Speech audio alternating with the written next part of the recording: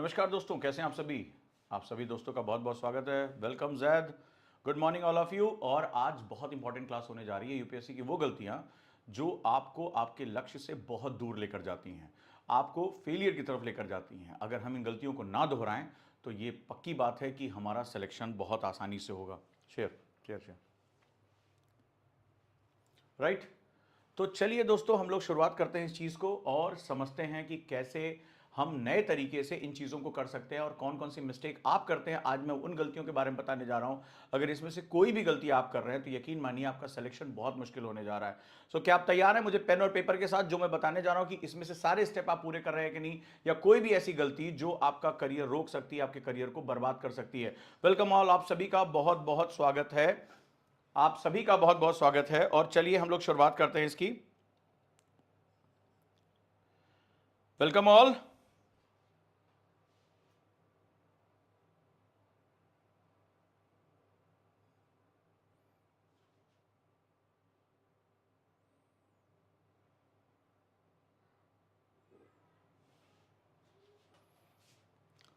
तो यूपीएससी की तैयारी में ये गलतियां आपको बहुत भारी पड़ सकती हैं। वेलकम ऑल, आप सभी का बहुत बहुत स्वागत है। चलिए शुरुआत करते हैं हम लोग।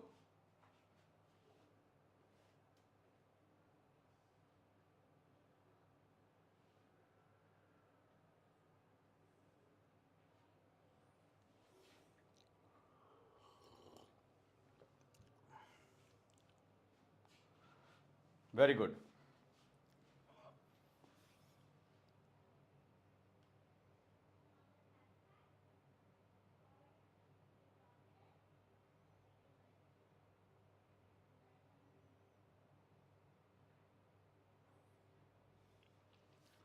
वेलकम ऑल, कैसे हैं मेरे सारे दोस्त।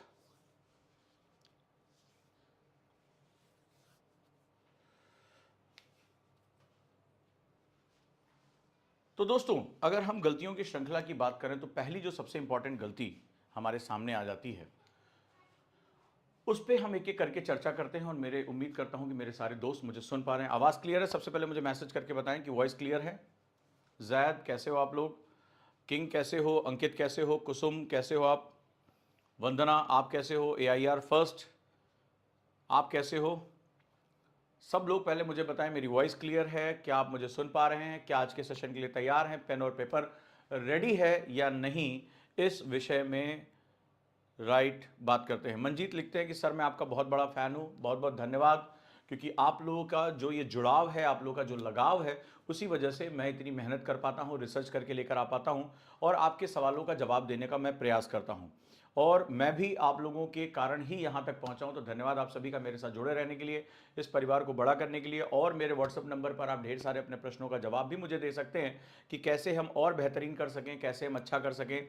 तो दोस्तों चलिए हम शुरुआत करते हैं नए चीज़ों के साथ, नए तरीके के साथ। मैं बिल्कुल ठीक हूँ, आप लोग कैसे हैं? Yes, very good, keep it up. और निधि गुड मॉर्निंग, आप लोग तैयार हैं आज के सेशन के लिए? Very good. सो चलिए, वॉइस क्लियर है तो हम आज का सेशन शुरू करते हैं। और वो है कि यूपीएससी की तैयारी में गलतियां करना बहुत भारी पड़ सकता है, आपको बहुत दिक्कतों में लेके जा सकता है। Let's start. रेडी? तो पेन और पेपर जरूर रखिएगा कि कुछ पॉइंट्स जो मैं आपको बताने जा रहा हूं प्लीज उसको जो है वो फोकस करिए।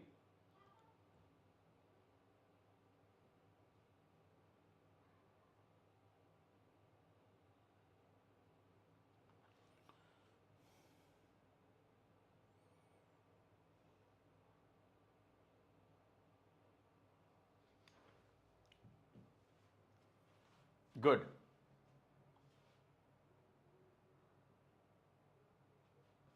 सर मैं आपसे ही इंस्पायर्ड हुआ हूँ, माई स्ट्रगल लाइफ में। Thank you so much. Life के स्ट्रगल बेसिकली जो है वो आपको आगे बढ़ाने के लिए होते हैं।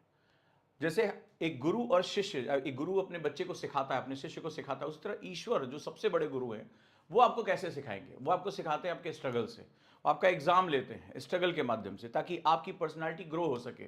और यूपीएससी में उतरे हो तो ये ग्रोइंग आपके लिए बहुत ज़्यादा ज़रूरी है। तो चलिए शुरुआत करते हैं दोस्तों हम लोग।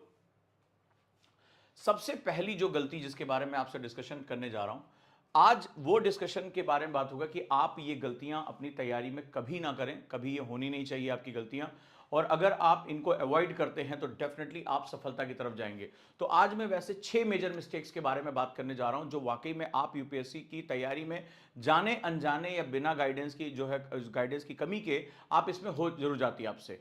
तो क्या हमने ये सारे पैरामीटर तैयार किए? कल की क्लास में मैंने आपसे बताया था कि अगर आप प्लानिंग करने में फेल हो जाते हैं तो आप फेलियर की प्लानिंग कर लेते हैं। तो ये बात आप ध्यान रखिएगा कि आपकी प्लानिंग का जो है फेलियर नहीं होना चाहिए। So let's start. हम पहली गलती के बारे में बात करते हैं और पहली मिस्टेक हमारे सामने है, मिस्टेक 1, जिसे बहुत ही इंपॉर्टेंट ये हमारी एक मिस्टेक हो जाती है और वो मिस्टेक है हमारी सबसे पहले lack of structure study plan. यानी हमारा जो स्टडी प्लान है, सबसे पहले कमेंट करके बताइए किसका किसका स्टडी प्लान बिल्कुल रेडी है और वो स्टडी प्लान के लिए तैयार है। नंबर 1, अगर हम पहले बात ध्यान रखें कि स्टडी प्लान में क्या दिक्कत होती है, नो स्ट्रैटेजिक अप्रोच, यानी कोई भी आपके पास स्ट्रैटेजिक अप्रोच नहीं होती है। तो सबसे बड़ी बात है स्ट्रैटेजिक अप्रोच कहते किसको है? अगर हम बात करें, many aspirants dive in without mapping the vast syllabus first. पहले मैं आपसे बात करने जा रहा हूं कि ज्यादातर एस्पिरेंट जो होते हैं वो सीधे बुक्स खरीद के लेकर आते हैं, इंटरनेट पे गए कौन कौन सी रिकमेंडेड बुक्स है खरीद लेकर चले आए और उसको पढ़ना शुरू कर दिया, लेकिन उन्हें नहीं पता होता कि ये शुरुआत कैसे करें। तो अगर आप पहले चीज में मुझे बताइएगा पीवाईक्यू किसका किसका रेडी है, पीवाईक्यू किसका रेडी है, और दूसरी जो सबसे इंपॉर्टेंट चीज किसका किसका जो है यहां पर अगर हम बात करते हैं किसका किसका सिलेबस रेडी है, सिलेबस रेडी हो चुका है, मुझे आप बताइए किसका किसका पीवाईक्यू रेडी है और किसका सिलेबस रेडी हो चुका है।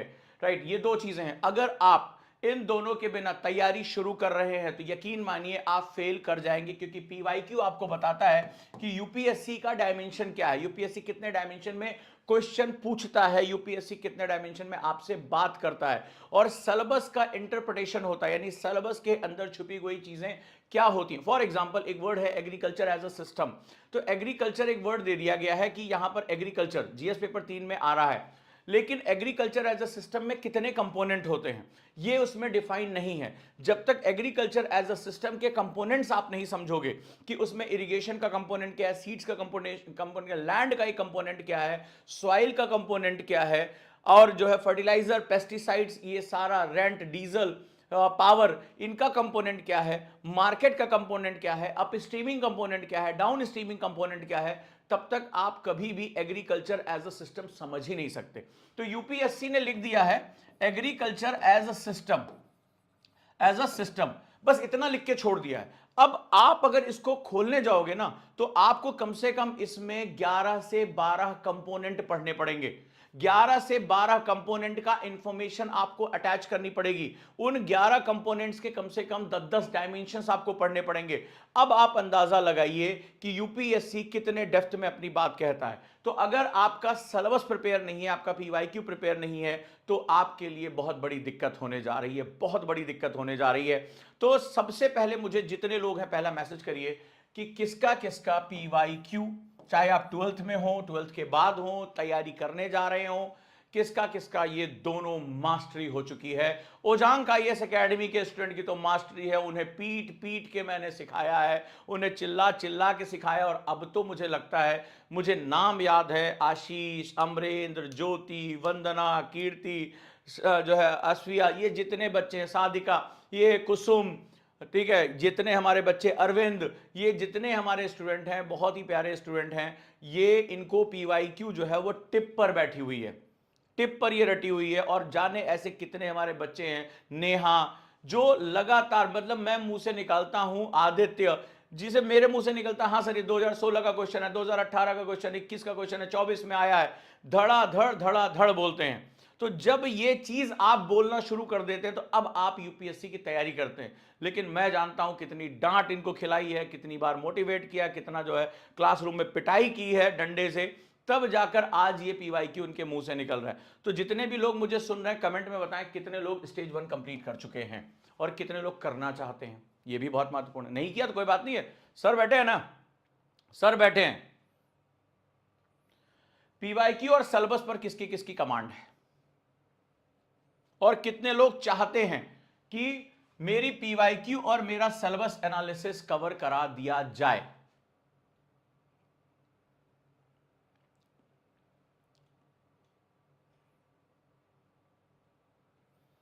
कितने लोग ये चाहते हैं?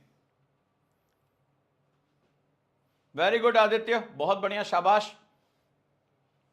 Very good. दूसरा जो चीज आ रहा है, मुझे कमेंट करके बताइए, अगर ये नहीं है तो आपका जर्नी खत्म।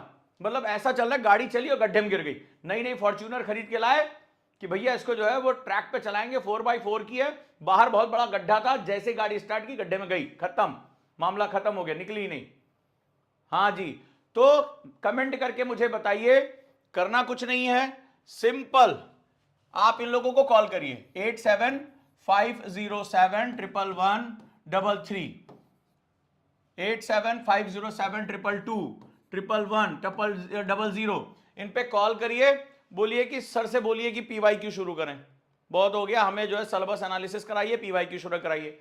तो जो बैचेस मैं कराने जा रहा हूं उसकी शुरुआत ही मैं यहीं से करूंगा, या आप मुझे व्हाट्सएप करिए 828589 इस पर मुझे व्हाट्सएप करिए कि सर चाहिए, चाहिए सर चाहिए।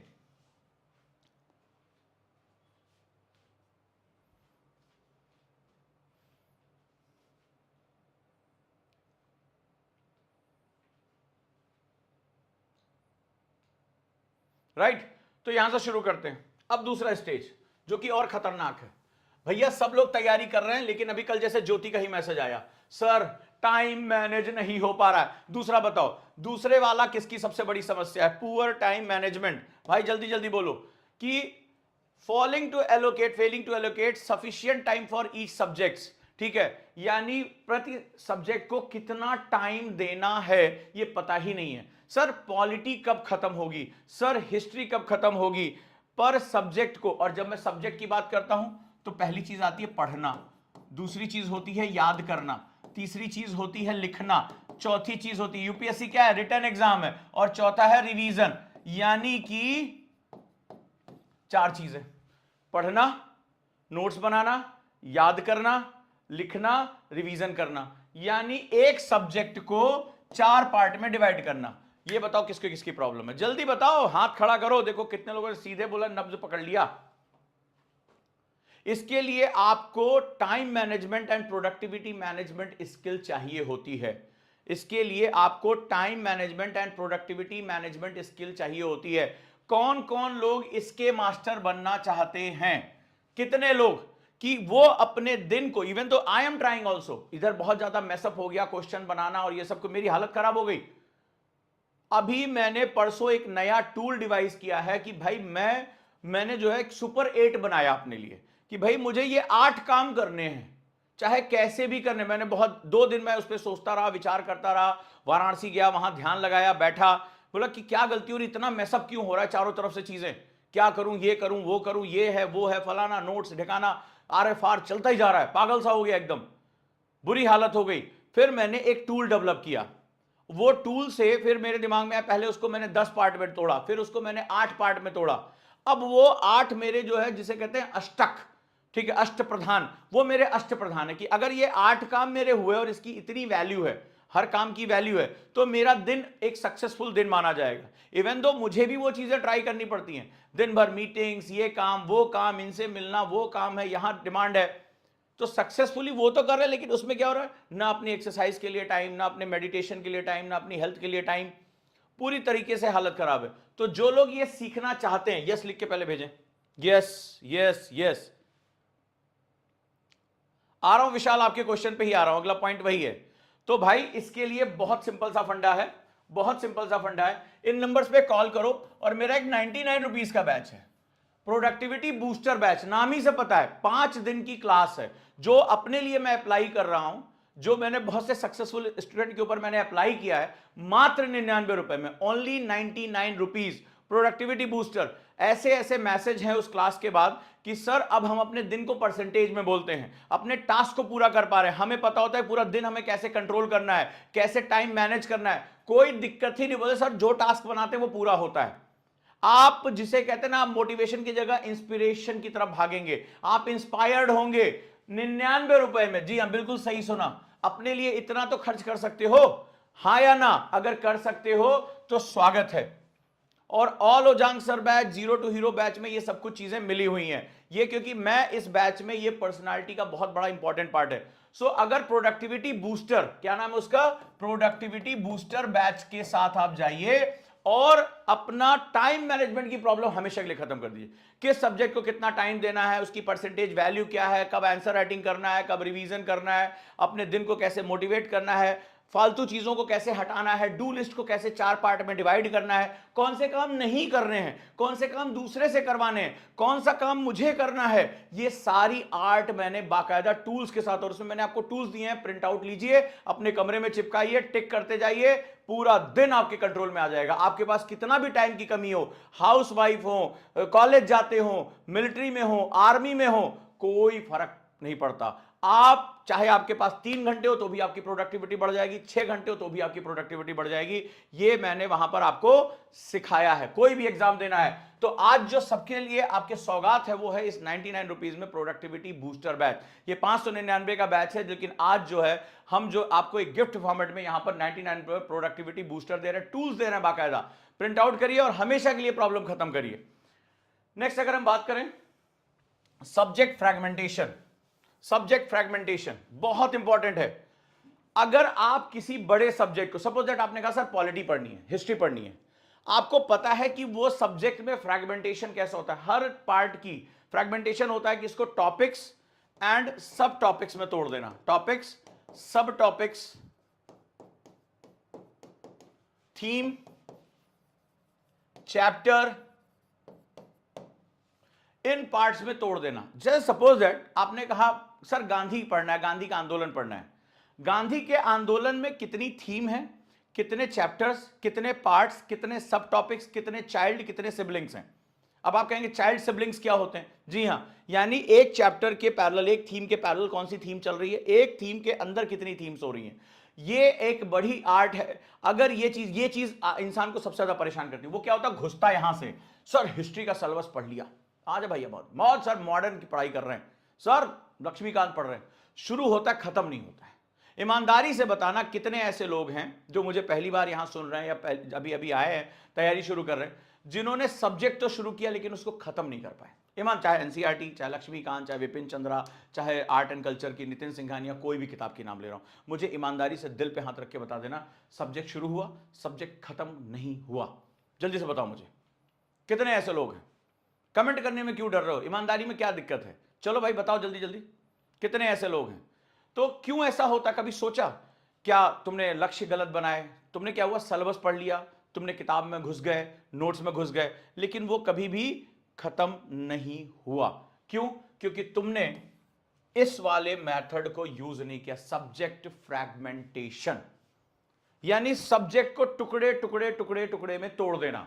और अब जो बैच में लेकर आ रहा हूं, राइट, अब जो बैच में लेकर आ रहा हूं, zero to hero after 12th batch, जो लोग 12वीं के बाद तैयारी करना चाहते हैं, या जो सुपर 50 बैच है, दोनों, अगर यहां नोएडा आकर वो तैयारी मेरे साथ करना चाहते हैं सुपर 50 बैच में, तो दोनों बैच है, क्लासरूम में सुपर 50 है, ऑनलाइन में ये zero to hero after 12th batch भी है, 2 साल का बैच और 1 साल का बैच है।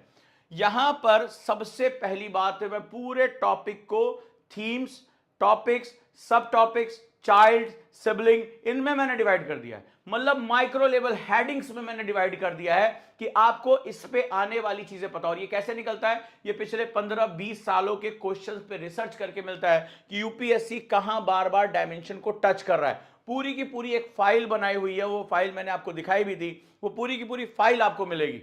आप एक एक दिन को, एक एक टॉपिक को ओरिएंट कर सकते हैं कि ये मेरे लिए इंपॉर्टेंट है और ये मेरे लिए इंपॉर्टेंट नहीं है। तो यहां पर 2 साल का पूरा प्रोग्राम है जिसके अंदर सब कुछ है, चाहे आपका टाइम मैनेजमेंट टूल्स हो, पर्सनालिटी डेवलपमेंट टूल्स हो, आपका चाहे वो चैप्टर बाय चैप्टर एनसीईआरटी हो, आरएफआर हो एनसीईआरटी का, या सीसैट हो, प्री कम मेंस हो, सारी चीजें, even though current affairs for selection ये भी इसके साथ रहेगा। तमाम जो भी आपको ऑप्शनल छोड़कर जो कुछ भी आपको चाहिए, चाहे आपका प्री के लिए, मेंस के लिए, इंटरव्यू के लिए, पर्सनालिटी डेवलपमेंट के लिए, मेडिटेशन के लिए, हर चीज के लिए, पढ़ाई के लिए, रिवीजन के लिए, इवन दो मेंटरशिप के लिए, कि एक पर्सनल मेंटर आपको ट्रीट करे, एसपी सर लगातार वो आपको ब्रशअप करें, मैं पढ़ाऊं तो वो ब्रशअप करें, वो पढ़ाएं तो मैं ब्रशअप करूं। तो इस तरीके से एक पूरा प्रोग्राम है, जीरो टू हीरो का बैच है। ये बहुत ही महत्वपूर्ण, बहुत ही इंपॉर्टेंट बैच है ऑनलाइन में। और अगर आप आना चाहते हैं, मेरे और एसपी सर के सानिध्य में पढ़ाई करना चाहते हैं, तो दूसरे बैच का नाम है सुपर 50, केवल 50 स्टूडेंट के लिए। और इसमें हम लोग अपने काउंसलर से बात कराते हैं, वो मेरे से बात कराते हैं। कल मैंने 10 बच्चों से बात की, उनकी गलतियों को पकड़ा, उनके जो है चीजों को करेक्ट किया। ज्यादातर लोगों ने एडमिशन भी ले लिया, सीट्स लगातार कम होती चली जा रही हैं। 10 अप्रैल से ये बैच शुरू होने जा रहा है। तो अगर आप 2 साल मुझे दे सकते हैं या 1 साल 2026 के लिए मुझे दे सकते हैं, तो ये बैच अलग अलग लेयर्स में काम करने जा रही है, अलग अलग तरीके से ये काम करने जा रही है। आप इसका पार्ट बन सकते हैं।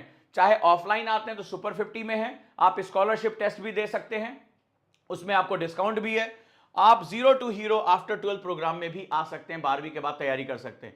यानी जो ये पूरा बैच है वो आईएएस व्यक्ति नहीं, व्यक्तित्व का इम्तहान है। इस बेसिस पर इसको बनाया गया है, यानी पूरी पर्सनालिटी आपकी प्रिपेयर करना।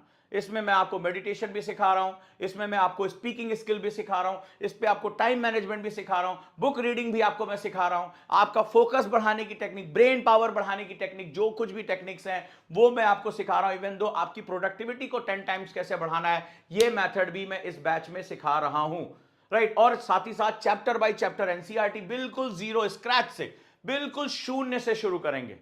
पहला चैप्टर वहीं से शुरू करेंगे, पर हर चैप्टर का टेस्ट, इंडिया की इकलौती एकेडमी जो रेगुलर टेस्ट लेने की हैसियत रखती, आरएफआर नोट्स आपको मिलने जा रहे हैं, पूरे के पूरे आरएफआर नोट्स, बिल्कुल point wise, answer writing practice, mentorship. आप कल्पना नहीं कर सकते कि इतने कम फीस में इतना कुछ मिलने जा रहा है। अगर आप किसी भी एकेडमी में इन चीजों को कंपैरिजन करेंगे, कल एक बच्चे ने बताया कि ये कोचिंग खाली मेंटरशिप का 1.5 लाख रुपए ले रही है, और टीचर मेंटरशिप नहीं कर रहा है, वो सीनियर स्टूडेंट है वो जो खाली मेंटरशिप कर रहे हैं। वो क्या तुम्हें बताएंगे, जिन्होंने ना किसी स्टूडेंट का सिलेक्शन कराया, वो खुद सिलेक्शन के लिए तड़प रहे हैं। और यहां पर ये सब कुछ mentorship, NCERT test, CSAT, current affairs, selection वाली क्लास, मेडिटेशन, पर्सनालिटी डेवलपमेंट, सब कुछ यहां मिल रहा है। So be the part of this revolution, इसको मैं क्रांति कहूंगा। और ये ऑफलाइन में सुपर 50 के नाम से, जी हां, सुपर 50 का बैच है। अगर आप नोएडा आना चाहते हैं तो इसमें बहुत तेज एडमिशन हो रहे हैं, राइट, बहुत तेजी से एडमिशन हो रहे हैं। सुपर 50 का जो बैच है, राइट, यहां पर आप आ सकते हैं। ये देखिए, तो ऑफलाइन प्रोग्राम भी है। अगर यहां पर आप रहना चाहते हैं, हॉस्टल्स बहुत सस्ते हो गए हैं, वेल स्ट्रक्चर हॉस्टल्स हैं, चद्दर गद्दा एसी सब कुछ, यहाँ खाना पीना सब कुछ 7,000-7,500 के अंदर आपका कंप्लीट हो रहा है। वॉकिंग डिस्टेंस पे आपका हॉस्टल है, सिक्योरिटी फीचर्स उसमें लगे हैं, गर्ल्स का हॉस्टल अलग है, बॉयज का अलग है, खाना पीना सब कुछ उसमें इंक्लूड है, बिस्तर जो है वो आपका जो सारा मेज कुर्सी सब कुछ लगा के दे रहे हैं, राइट। तो ये सारी चीजें यहां पर अवेलेबल हैं। एडमिशन के लिए आपको हमारी काउंसलिंग से गुजरना पड़ेगा, राइट, हमारी काउंसलिंग से गुजरना पड़ेगा। दो चीजें हैं, दो तरह के एडमिशन आप ले सकते हैं। पहला, आप स्कॉलरशिप टेस्ट के थ्रू जा सकते हैं, नंबर 1, राइट। दूसरा, आप काउंसलर से बात करके हमसे बात कर सकते हैं, मुझसे और एसपी सर से। जो भी आपके डाउट है पूछ सकते हैं। मैं आपसे कुछ प्रश्न पूछूंगा कि क्या आप इतनी मेहनत करने के लिए, आपसे शेड्यूल आपको बताऊंगा कि एक दिन में कितनी क्लासेस होंगी, आपका टाइम टेबल क्या है, आप ज्यादा देर पढ़ पाते हैं नहीं पढ़ पाते हैं, कोई अगर आपको मेमोरी प्रॉब्लम है, राइटिंग प्रॉब्लम है, स्पीकिंग प्रॉब्लम है, वो प्रॉब्लम आप पहले हमें बताएंगे। आपके लिए कस्टमाइज प्रोग्राम वहां पर तैयार किया जाएगा कि इसको ये चीज देनी है। क्योंकि केवल 50 बच्चों के लिए क्लासरूम है, 200 बच्चों के लिए ऑनलाइन है केवल, और बड़ी संख्या में बच्चे जुड़ रहे हैं। तो आज जो है इनके लिए मंडे से जो आज और कल एडमिशन लेंगे, यानी आज कल, वहां से जो है हम वहां से शुरुआत करेंगे अगली। हम जो है वो ईद के पावन मौके पर जो है यहां पर जो है डिस्काउंट भी है ईद का, तो इसकी अनाउंसमेंट भी आज होने जा रही है ईद के मौके की, तो आप इसके साथ भी जुड़ सकते हैं। चलिए फिर मैं बताता चलूं आगे क्या करना है हमें।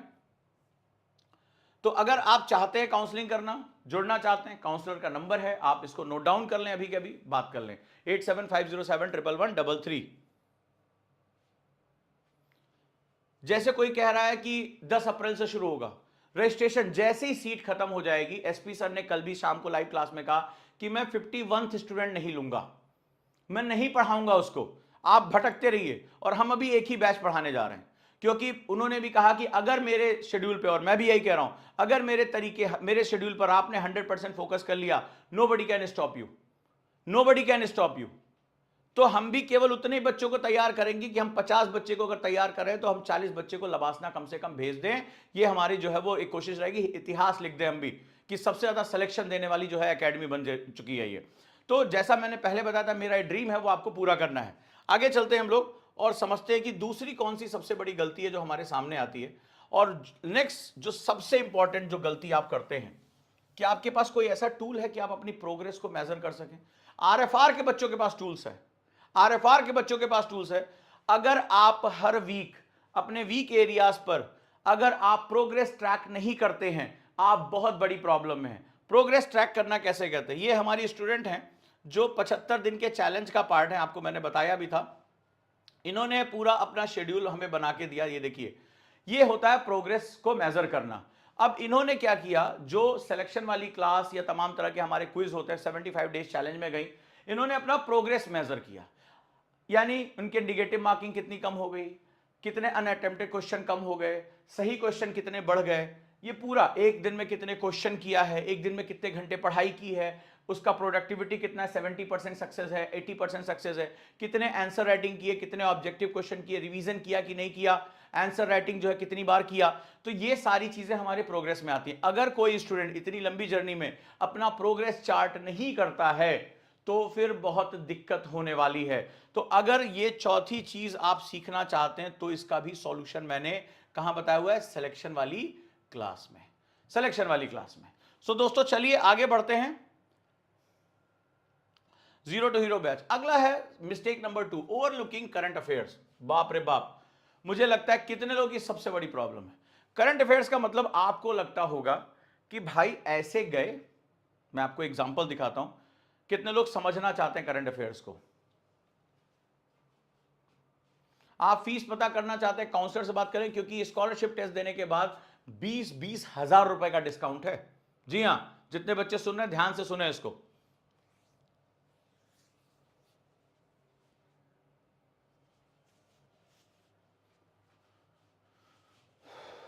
चलिए, तो करंट अफेयर्स का मतलब उन्हें यह लगता है, जितने भी स्टूडेंट हैं, कि करंट अफेयर्स का मतलब होता है कि न्यूज़पेपर पढ़ लिया। मैं आपको एग्जांपल के साथ समझाऊं, समझोगे?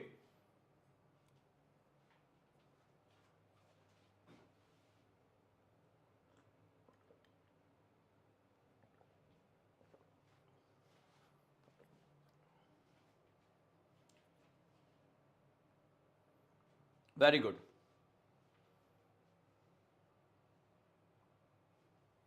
तो अब चलिए मैं आपको इसको जो है एग्जांपल के साथ समझाता हूं। जैसे फॉर एग्जांपल अगर हम इसको देखें तो ये कल न्यूज़पेपर में, दैनिक जागरण में, ये एक सिंपल सी खबर आई कि अपने नौनिहालों का जीवन कैसे बचाया जाए, भारत से सीखे दुनिया, यूनाइटेड संयुक्त राष्ट्र ने इसको ऐसा कहा। तो ये आपके सामने भी न्यूज़ आई होगी। अब देखिएगा आप कैसे आपको करंट अफेयर नहीं पढ़ना चाहिए।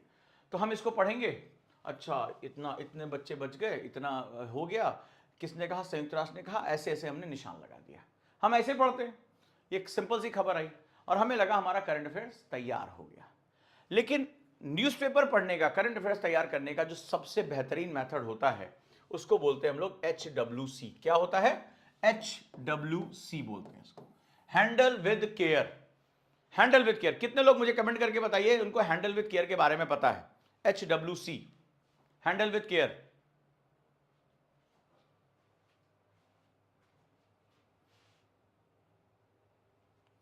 HWC। तो अगर मैं इसी को, अब देखिए छोटी सी न्यूज है, छोटी सी न्यूज है, हाँ या ना मुझे बताते जाइए, हाँ या ना। यहां मेरे काउंसलर का नंबर है, आप नोट डाउन कर सकते हैं, उनसे बात कर सकते हैं। अब ये हैंडल विद केयर होता क्या है यूपीएससी में सबसे, अब ये छोटी सी एक न्यूज आई है। अब जरा देखो इसमें मैं कितने डायमेंशन आपको पढ़ा सकता हूं। इन्फेंट मोर्टेलिटी रेट क्या होता है, यानी ये जो शिशु मृत्यु दर है उसका मतलब क्या होता है, इसका मतलब क्या है, इसकी इंपॉर्टेंस क्या है, ये कब एग्जाम में पूछा गया है। फिर इसमें आया कि ये स्कीम आयुष्मान भारत के अंतर्गत चलाई जा रही है, सरकार ने चलाई, इसी वजह से सक्सेस मिली। तो आयुष्मान भारत स्कीम क्या है, कब लॉन्च हुई, इसके अंतर्गत कौन कौन सी कैटेगरीज होती हैं, कौन कौन से कंपोनेंट्स होते हैं। फिर इसके बाद सवाल है कि सरकार क्या करे, आयुष्मान भारत लाया जा रहा है यूनिवर्सल हेल्थ कवरेज के लिए, सार्वभौमिक स्वास्थ्य कवरेज के लिए। तो यूएससी क्या होता है, अगला क्वेश्चन आ गया। तो यानी कि आप इसको धागे खोल रहे हैं, 360 डिग्री एनालिसिस कर रहे हैं। क्या कर रहे हैं आप इसको? 360 एनालिसिस कर रहे हैं। अब आप देखिए कि इतनी चीजें उसके अंदर दी ही नहीं है, लेकिन मैंने यहां पर क्या किया, उसका रिसर्च करके निकाल दिया कि भाई क्या क्या क्या क्या उसके साथ हुआ। तो चलो भैया, यूएससी क्या होता है, हमने समझा यूएससी ये होता है। फिर यूएससी किस गोल के अंतर्गत आता है? सस्टेनेबल डेवलपमेंट गोल का एक पार्ट है भैया ये, ठीक है, यानी कि धारणीय विकास लक्ष्य। फिर हमने देखा कि आखिर ये दिया क्या है, स्वास्थ्य सूचकांक निकला कैसे? तो भैया हेल्थ इंडेक्स होता है, यानी जो है स्वास्थ्य सूचकांक होता है। तो स्वास्थ्य सूचकांक कौन डेवलप करता है? ये डेवलप करता है। इसके अंदर क्या क्या पार्ट है? ये पार्ट है। फिर हमने देखा कि यार स्वास्थ्य हमारे संविधान में कहां है, जो जीवन जीने का अधिकार है, तो भैया हमने पॉलिटी से उठा लिया, ये उसमें नहीं दिया हुआ है। ये एक टीचर का काम होता है, उसको निचोड़ लेता है। अच्छा लगे तो लाइक जरूर भेजना। कि अब जरा देखो आर्टिकल 21, अरे भैया कि भैया आर्टिकल 21 में स्वास्थ्य के आर्टिकल 21 के साथ जुड़ा हुआ है। जी हां, अगर मान लो ये पूछ लिया क्वेश्चन, पॉलिटी का बात हो रही है, हेल्थ की, पॉलिटी से क्वेश्चन पूछ लिया, तब तो सन्नाटा है ना, 360 डिग्री।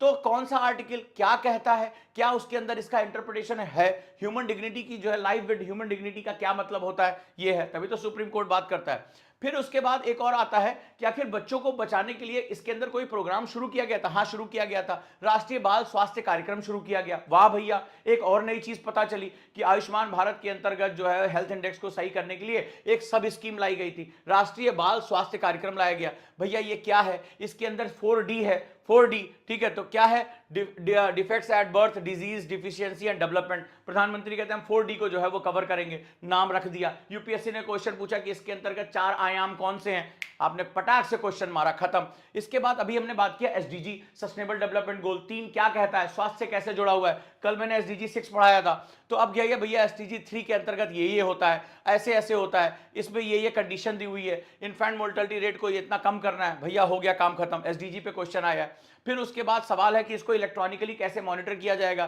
तो ई विन एक सिचुएशन शुरू हुई, नाम भी नहीं सुना होगा, मैंने निचोड़ लिया। आखिर इसका आयुष्मान में इसकी ट्रैकिंग कैसे करेंगे, नीति आयोग ने ट्रैकिंग इवन कर लिया भैया, हाँ चलो डिजिटलाइजेशन कर लिया।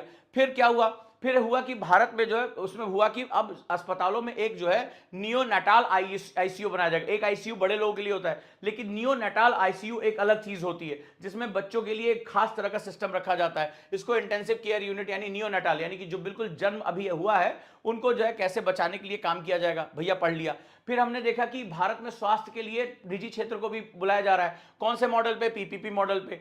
कैसे पैसा कैसे आएगा, इस तरह से आएगा। फिर हमने देखा कि एक और प्रोग्राम शुरू हुआ जिसको वॉश नाम दिया गया, WASH यानी water sanitation and hygiene, wash. अब वॉश प्रोग्राम बहुत इंपॉर्टेंट है, एक एग्जाम में आया हुआ है। चलिए भाई आगे बढ़ते हैं। फिर उसके बाद हुआ कि आईसी को बढ़ाना है। आईसी का मतलब होता है इंफॉर्मेशन एजुकेशन एंड कम्युनिकेशन। बोले स्वास्थ्य में आईसी की बहुत जरूरत है, क्या कि इंफॉर्मेशन एजुकेशन एंड कम्युनिकेशन, ये क्या होता है, ये होता है, इसके इतने पॉइंट होते हैं, इससे ये किया जाएगा। जैसे पल्स पोलियो के केस में हमने आईसी को इस्तेमाल किया और भारत में पोलियो का इरिडिकेशन किया। इसके बाद भैया आगे बढ़े, बोले मिशन इंद्रधनुष क्या है, इसके अंदर ये एक जो है एक और अम्ब्रेला स्कीम है। तो मिशन इंद्रधनुष के ये फलाना बात है, सभी चिल्ड्रंस को इसमें कवर किया जाएगा, बच्चों को ऐसे ऐसे ऐसे ऐसे किया जाएगा, ठीक है। फिर low cost high impact approach क्या होता है, सरकार नीति आयोग ने कौन सा अप्रोच किया कि लो कॉस्ट यानी कम कीमत में हाई इंपैक्ट यानी सीधे टारगेट करें, तो उसको कैसे किया जाएगा, ये उसके कंपोनेंट हैं।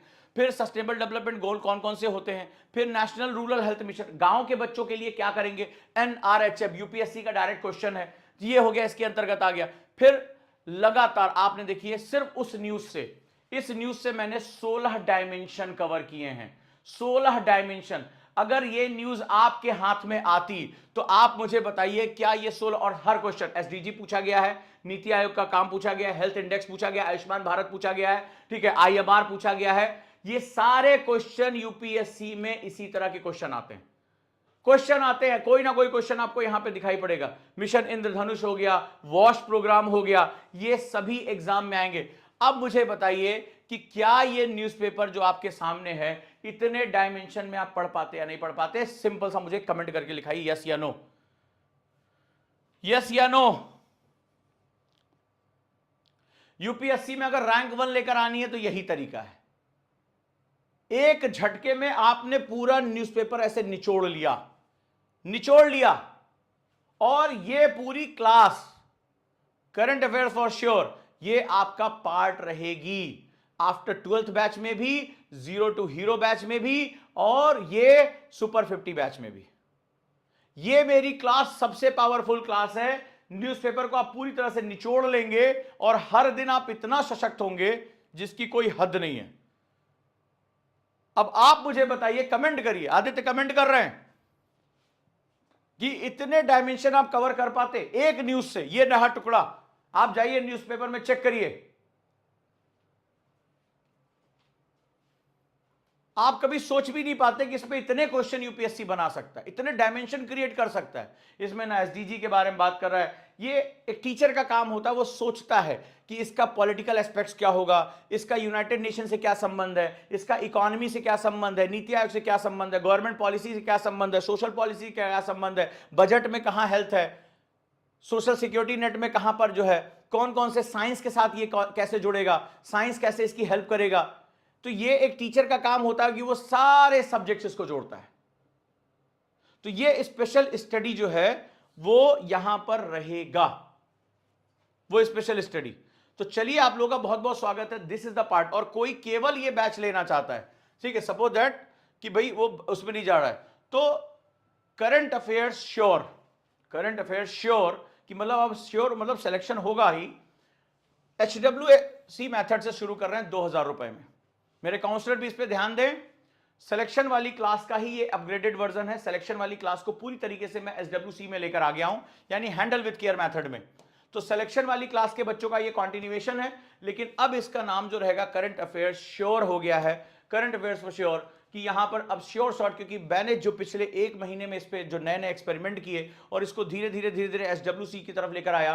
एक एक स्टूडेंट का कहना, अगर मेरा कोई स्टूडेंट मुझे यहां सुन रहा होगा, एक एक स्टूडेंट का कहना है कि सर एक एक दिन में 20-20, 25-25 क्वेश्चन न्यू सॉल्व हो रहे हैं, ऐसे सॉल्व हो रहे हैं, ऐसा लग रहा है कि सारा का सारा PYQ मेरे आंख के सामने रख दिया गया है, ये फलाने फलाने क्वेश्चन आए। तो जब मैंने 1 महीने इस पर मेहनत की तो मैंने इसका नाम अब रखा है, जो सिलेक्शन वाली क्लास है इसका नाम रखा है current affairs for sure. Current affairs for sure अब आपके सिलेक्शन की गारंटी है अगर इस मेथड में आप पढ़ते हैं। और अगर आप 0 to हीरो बैच में हैं, अगर आप जो आफ्टर 12th बैच में हैं, ये इसके साथ इनबिल्ट चलेगा, इसके लिए अलग से पेमेंट आपको नहीं करनी। और ये क्लास इतनी पावरफुल क्लास होगी, आपको कहां से कहां पहुंचा देगी, आपका 1 से 2 साल बचा लेगी। इस चीज को सीखने में स्टूडेंट 2-2, 3-3 अटेम्प्ट खराब कर लेते हैं। तो चलिए आप सभी का बहुत बहुत स्वागत है। यहां से आगे बढ़ते हैं और आगे चलते हैं। करंट अफेयर्स के बाद तीसरी चीज होती है पुअर ऑप्शनल सब्जेक्ट सिलेक्शन।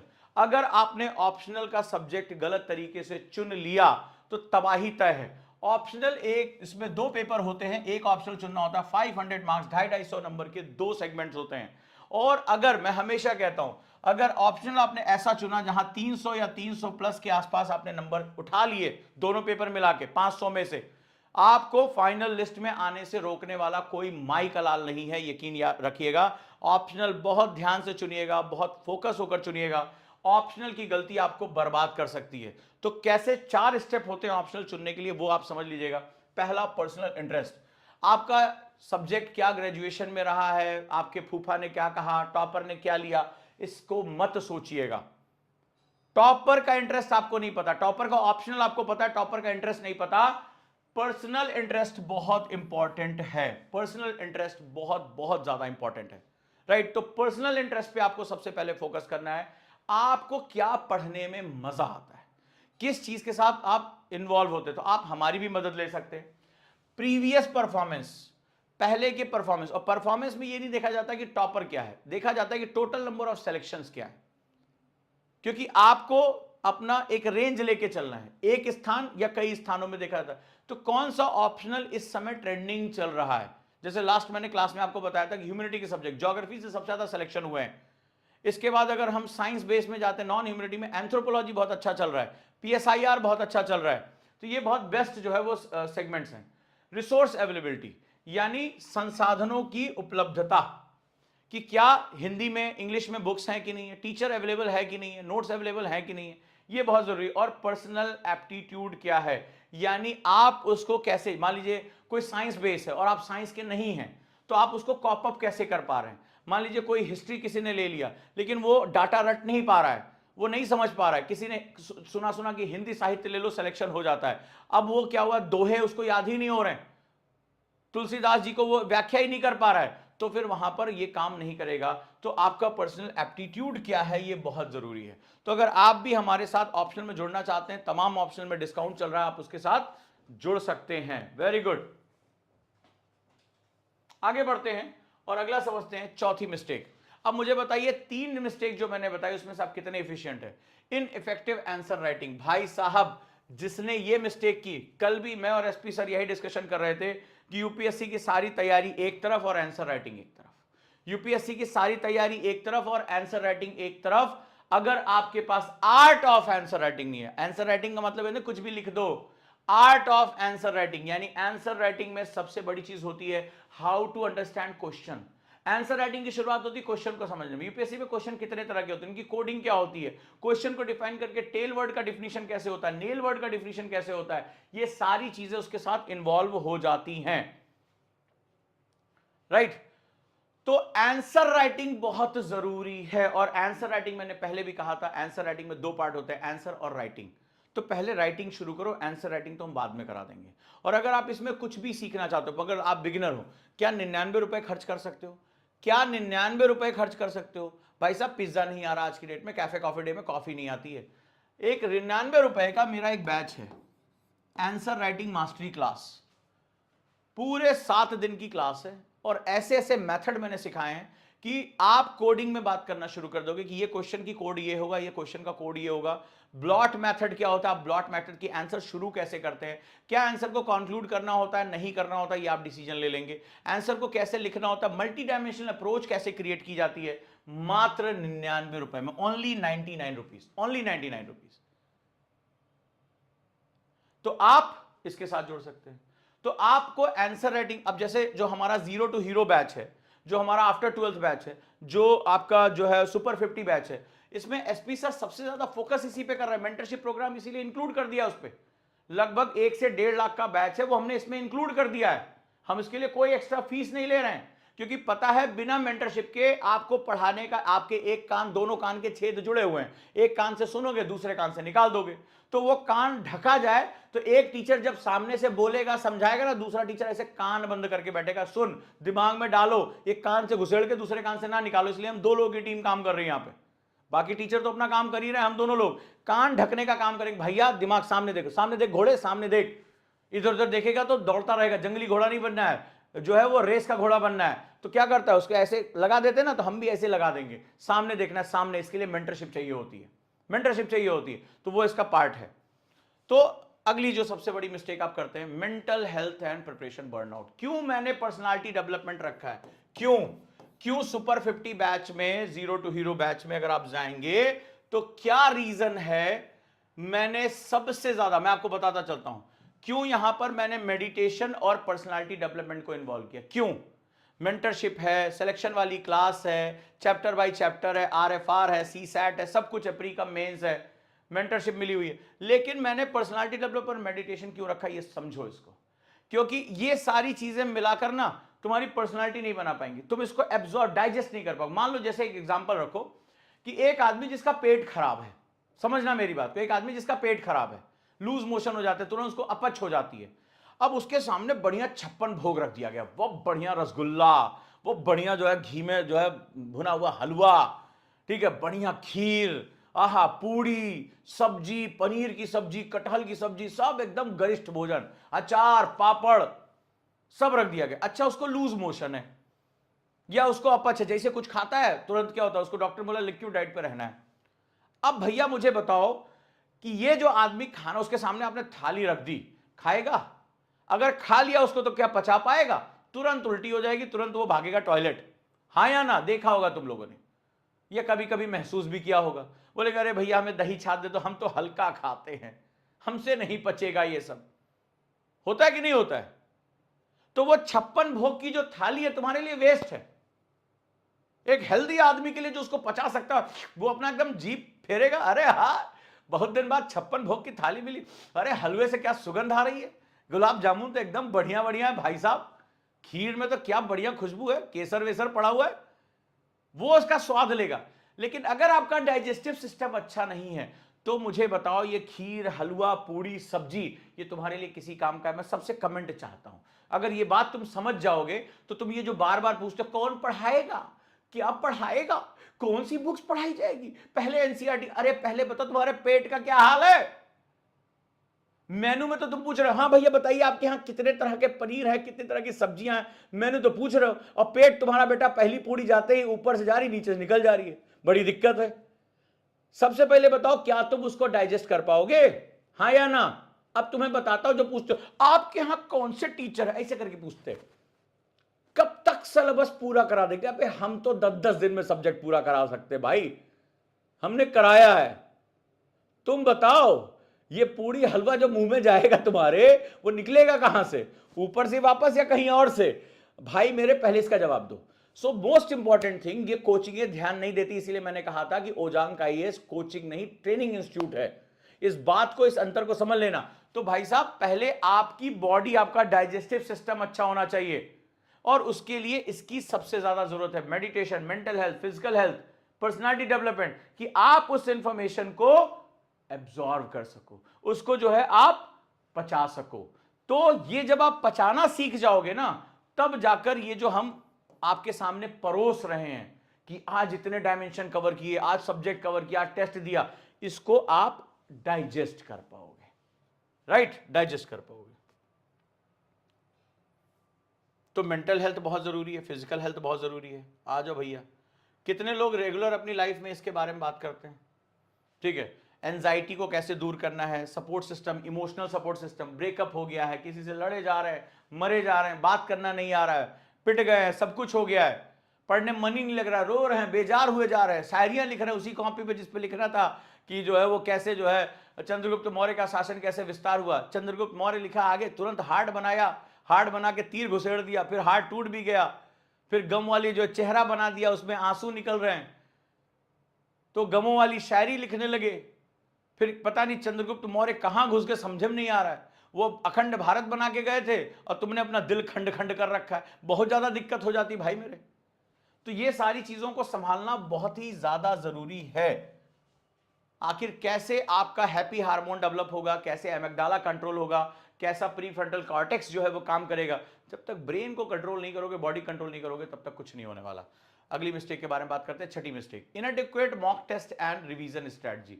भाई साहब, मैक्सिमम लोग यही गलती करते हैं कि अगर जो आपने पढ़ा है, अगर आपने उसको टेस्ट फॉर्मेट में नहीं लिया, उसको अगर आपने हुक नहीं किया, तो आप कभी जीवन में कंपटीशन नहीं निकाल सकते। किताबें खूब पढ़ो, जम के पढ़ो, साहित्य लिखो, लेकिन आप कभी भी आप यूपीएससी या पीसीएस एग्जाम क्रैक नहीं कर सकते। अगर पढ़ने के साथ टेस्ट आपका इन्वॉल्व नहीं है, सो वो चीज अधूरी है, वो चीज अधूरी है। बिल्कुल ऐसे जैसे इस ग्लास में पानी तो मैं डाल रहा हूं, लेकिन इसकी पेंदी में छेद कर दूं मैं, तो मैं ये पानी तो डालता जाऊंगा, पेंदी में मैंने छेद कर दिया, अब क्या होगा, सारा पानी निकल जाएगा कि नहीं निकल जाएगा? तो सेम चीज है, अगर आपने टेस्ट नहीं दिया तो ये आपके दिमाग में लीकेज क्रिएट करेगा, जो इंफॉर्मेशन आई है वो गायब हो जाएगी। तो इसीलिए आज बहुत प्राउडली कह रहे हैं, इंडिया की इकलौती एकेडमी जो हर दिन टेस्ट लेती है। और हमारा जो आरएफआर मेथड है, एक बार लव यू भेज दो भैया, जो आरएफआर का पार्ट है, चाहे NCERT 240 days, 75 days, 200 days, 400 days, एक बार जरा लव यू जोर से भेजो तो बढ़िया जो है, बढ़िया सर, बहुत मेहनत की, आंखों के नीचे काला गड्ढा हो गया, लोग देख के पहचान नहीं पा रहे, ये आप ही हैं, आंखें कहां गई आपकी? हमने कहा 10,000 क्वेश्चन ले गया, वो जो छांट छांट के क्वेश्चन बनाया, जो एक एक पेज का एनसीईआरटी का जो निकाल निकाल के लेकर आए, सिलेक्शन की गारंटी ले ली कि इस बच्चे ने जिस दिन ये जर्नी पूरी कर ली वो मेंस लिख रहा होगा गारंटी के साथ। ये आंखें वहां चली गई हमारी, भारी मोटा चश्मा लग गया, कोई दिक्कत नहीं है। तो आज जो इसका पार्ट है आरएफआर का, मार दो जरा बढ़िया, तो हार्ट वार्ट भेजो, तो मेहनत किए हैं, हाथ कांपने लगा, स्पॉन्डिलाइटिस का पेन हो गया, वर्टिन 16 खाना पड़ा, एक दिन चलते चलते लगा गिर जाएंगे, इतना पेन, बेतहाशा पेन, एक हफ्ते तक सर में हो रहा, डॉक्टर दिखाना पड़ गया। ऐसे झुके झुके क्वेश्चन बना रहे हैं, क्वेश्चन वो कर रहे हैं, इंपॉर्टेंट नोट्स उसमें डाल रहे हैं, लेकिन मिला क्या? मिला ये देखो, ये सारे के सारे आरएफआर वाले हैं। समझ में आ गया कि ये सिलेक्शन की guarantee reverse forward reverse method कर दिया, और किसी दिन छुट्टी नहीं है, daily test, daily revision, daily जो है RFR notes, LWMI notes, question करो पढ़ो, क्वेश्चन करो पढ़ो, क्वेश्चन करो पढ़ो, खत्म, चैप्टर पूरा दिमाग के अंदर। और अपना ग्राफ बनाओ, अपना मेरे साथ कितने बच्चे शेयर करते हैं, अपने टीचर के साथ शेयर करो, मेरे मार्क्स ऐसे हैं, मेरे निगेटिव मार्किंग ऐसी है, पूरी कुंडली आपके सामने। तो भैया प्राउडली इसमें हम बात कर रहे हैं, प्राउडली, कोई इसमें इफ नहीं, कोई इसमें बट नहीं, और बढ़िया से जो हमारा काम चल रहा है। तो ये 25 वालों के लिए 75 दिन का चैलेंज है, और ये रहा हमारा 200 डेज चैलेंज। दोनों चैलेंज ले आ दिए, और पर डे टारगेट फिक्स है, पर डे नोट फिक्स है। मस्त चल रहा है कि नहीं चल रहा है भाई? सतीश चंद्रा पूरी हो रही है, कई कई किताबें जो आपको रात में सपने में आती, खाए भैया कब हम सतीश चंद्रा पढ़े, कब हम विपिन चंद्रा पढ़े, कब लक्ष्मीकांत पढ़े, पढ़ के खत्म कर लिया कि नहीं कर लिया? हाँ या ना? ऐसे शानदार नोट्स हैं, 30-30 मिनट में नोट्स खत्म, 30-30 मिनट में नोट्स खत्म। टाइम ब्लॉकिंग मेथड 15-30-15 के मेथड में खत्म। 1 घंटे में पूरे चैप्टर के मालिक बन गए, रिवीजन कर लिया, नोट्स पढ़ लिया, क्वेश्चन आंसर कर लिया, सब खत्म हो गया काम। इससे बेस्ट मेथड कहां हो सकता है दुनिया में? सो भैया मेरे,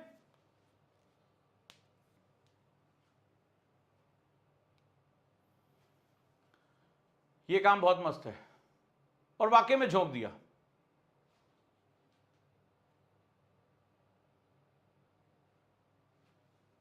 राइट? तो टेस्ट देखो, अमरेंद्र लिख रहे हैं बहुत मस्त। तो ये तो ये आपको मेंस भेज रहा है और हम तो मेंस की तैयारी में जुट गए, हमें टेंशन ही नहीं रह गई। टेंशन भरे कि दूसरा प्री निकलेगा कि नहीं निकलेगा, नाखून चबा रहे, हमें नहीं फर्क है। हम लोग दे रहे हैं ना मेंस? सभी लोग बताओ, जो इस महा आंदोलन का पार्ट है, मेंस दे रहे हैं कि नहीं दे रहे हैं? जो हमारी सिलेक्शन वाली क्लास का पार्ट है, मेंस दे रहे हैं ना?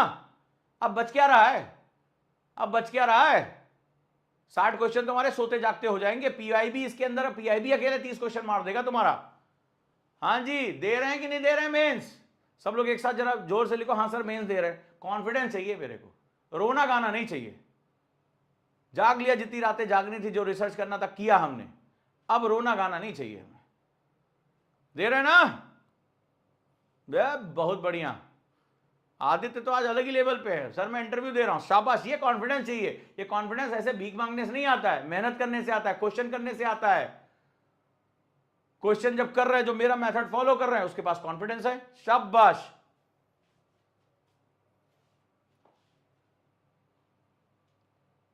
देखो ज्योति लिख रही है, विपिन चंद्रा की चल रही है सर 200 डेज में, बहुत अच्छे क्वेश्चन है नोट्स के साथ साथ। हो गया ना? विपिन चंद्रा पहले पढ़ने में डर लगता था ना, 30 मिनट में विपिन चंद्रा का एक चैप्टर खत्म। 15 चैप्टर है भैया, 7.5 घंटे में केवल लूंगा और पूरी किताब खत्म करा दूंगा, एक एक क्वेश्चन करा दूंगा रिवीजन के साथ। रिवीजन के साथ 15 चैप्टर, 15 दिन, 15 घंटे के अंदर एक किताब खत्म करा रहा हूं, 15 घंटे के अंदर। और ना सिर्फ खत्म करा रहा हूं, रिवीजन भी करा दे रहा हूं।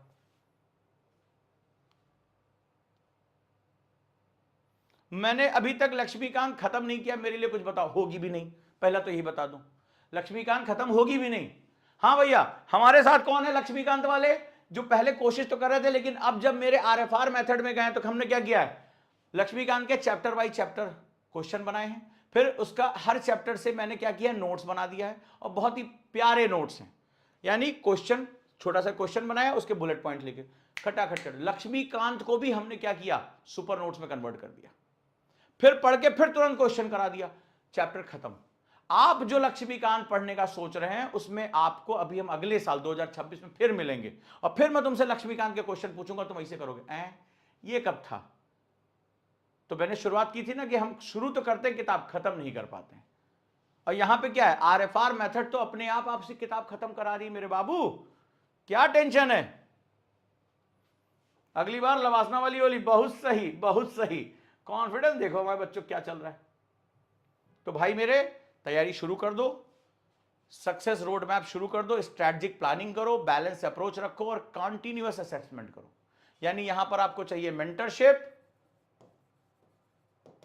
यहां पर चाहिए आपको मॉनिटरिंग, और यहां पर आपकी तैयारी सही तरीके से होनी चाहिए।